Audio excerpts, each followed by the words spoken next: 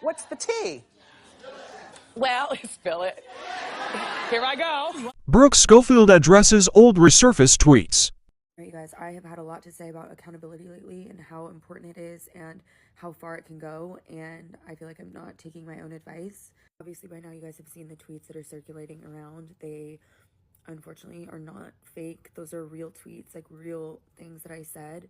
First of all, I want to acknowledge that I feel the same way about them that you do. I think they're so disturbing, they're wrong, they're horrible, and they're disgusting. Of course, I do appreciate the people who are coming to bat for me and like saying like, you know, it was so long ago and like she's grown and stuff, but like it doesn't, honestly, it doesn't fucking matter. Like it literally does not matter. They are horrible. I want to talk about particularly the Trayvon Martin, George Zimmerman situation. I try not to be so emotional because I don't want it to seem like it's like a sympathy thing at all. I also don't want to blame anybody else at all, and so I'm trying like to be really careful about that. I just want to explain like and give some context into like my mindset at the time, because I have seen like some comments today that are like, well, no shit, she's racist, like white nepo baby, like a little like spoiled brat, like, and that was not my situation. And my parents were addicts, so I was adopted by my grandparents when I was like 10, and I grew up with them from that point on. And as is true for a lot of grandparents, they're a little bit less progressive than a lot of us are now.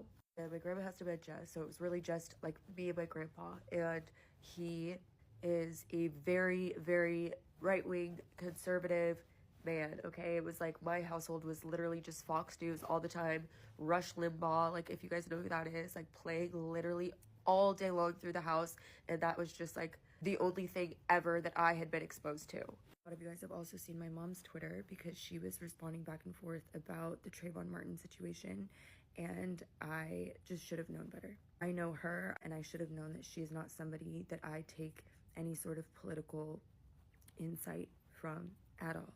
Again, sometimes you like have these people that you like put on a pedestal and you think everybody older than you is smarter than you and knows everything, and they do not. Truthfully, it took me a really long time. Like, I know some of the tweets I was like 18 and people are like, yeah, like she was old enough to know better. And like, honest to God, you guys, it wasn't until like even after college that I really started to like shift my way of thinking. And there are people in my life who I might have looked up to forever who I do not agree with. And I think it's amazing now that people are like learning earlier on about politics and like forming their own opinions outside of like what their parents think or what they're hearing or whatever it is. But that just wasn't the case for me. Whatever I heard, I passed on. I'm sorry, very, very sorry to anybody who is hurt by the tweets, because obviously they are very hurtful. Like a lot of it is just like what, like why would I even say that? And I apologize for not having said something sooner. I just felt like I was getting these messages from people who like were hurt by them, and I felt like by bringing more attention to it, I was just going to be hurting more people, and that was not the right mindset. I should have said something sooner, and I would never let something go this far again. Like, I love you all so much, and obviously I know that there are some people who are just like not going to care for me anymore, and like I understand that.